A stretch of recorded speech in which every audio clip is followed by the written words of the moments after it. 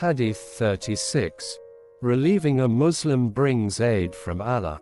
On the authority of Abu Hurairah that the Prophet, sallallahu alaihi wasallam, said, "Whoever relieves a believer of a distress from the distresses of this world, Allah will relieve him of a distress from the distresses of the day of resurrection. And whoever facilitates a matter for one in financial difficulty, Allah will facilitate for him matters in this world and the hereafter. And whoever covers the fault of a Muslim, Allah will cover his faults in this world and the hereafter. Allah is in aid of his servant as long as the servant is in aid of his brother. And whoever follows a path seeking knowledge therein, Allah will facilitate for him a path to paradise.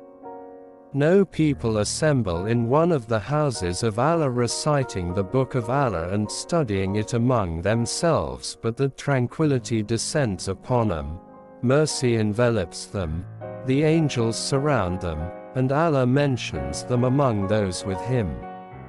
And he whose deeds slow him down will not be accelerated by his lineage," narrated by Muslim in these words.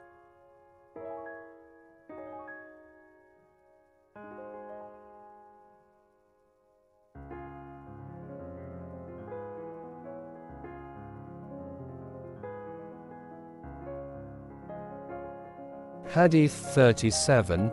Allah's generosity.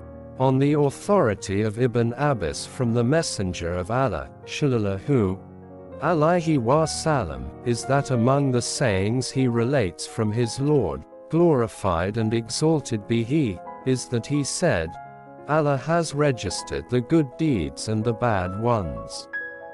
Then he clarified it, saying, "He who intended to do a good deed and did not do it, Allah writes it with himself as a complete good deed.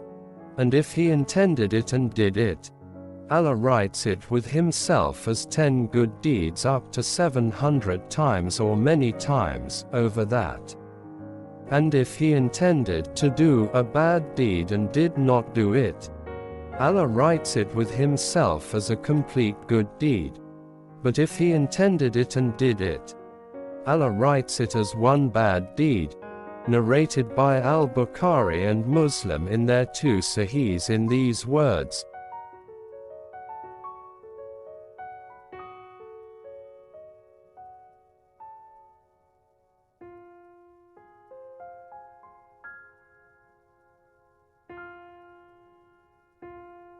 Hadith 38.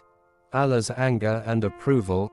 On the authority of Abu Hurairah, who said, "The Messenger of Allah, sallallahu alaihi wasallam, said, Allah, the Exalted, has said, whoever is an enemy to my loyal friend, on him I declare war. My servant does not draw near to me with anything more loved by me than what religious obligations I have imposed on him. And my servant continues to draw near to me with additional works until I love him. And when I love him, I am his hearing with which he hears, his sight with which he sees, his hand with which he strikes, and his foot with which he walks. If he asked something of me, I would surely give it to him.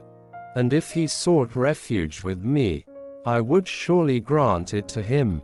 Narrated by Al-Bukhari.